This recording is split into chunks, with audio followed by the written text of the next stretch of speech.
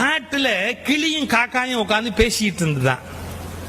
அப்ப காக்காயை பார்த்து கிளி சொல்லிச்சான் ரொம்ப திமிரா, யூ டைரக்ட்லி காக்காய் தள்ளி உட்காரு.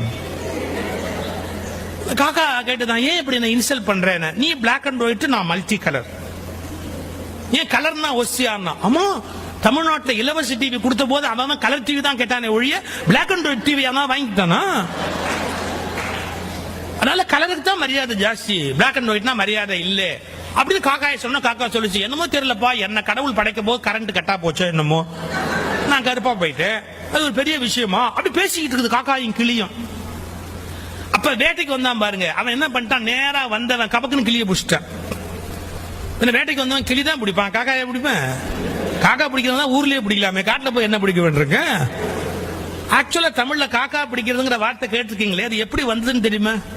காக்கை பிடித்தல், வேற ஒண்ணும் இல்ல. ஒருத்தன் கால் கை பிடித்தாவது வாழ்க்கையில முன்னுக்கு வருது. கால் கை பிடித்தல், காக்கை பிடித்தல், காக்காய் பிடித்தல்னு போச்சு. தமிழ் அது எப்படி ரூட் வந்ததுங்கிறதுக்கு.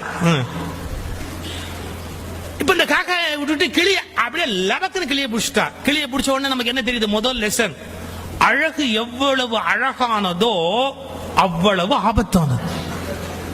எவ்வளவு அழகானதோ அவ்வளவு ஆபத்தானது இல்லையா? காக்கா மாட்டிச்சு, கிளி மாட்டிச்சு.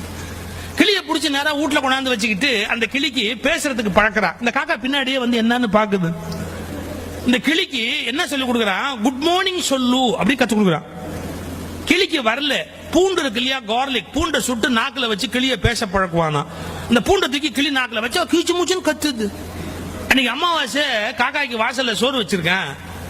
அவன் பொண்டாட்டி கா கான்னு கத்துற உடனே அந்த காக்கா சோத்தை பார்த்து கிளிய பார்த்து, சோத்தை பார்த்து கிளிய பார்த்து ஒரு வார்த்தை சொல்லிச்சு. பாத்தியாடா, அவன் பாஷையில பேசுறதுக்கு உனக்கு சூடு வைக்கிறான், என்ன என் பாஷையில கூப்பிட்டு சோறு வைக்கிறான்.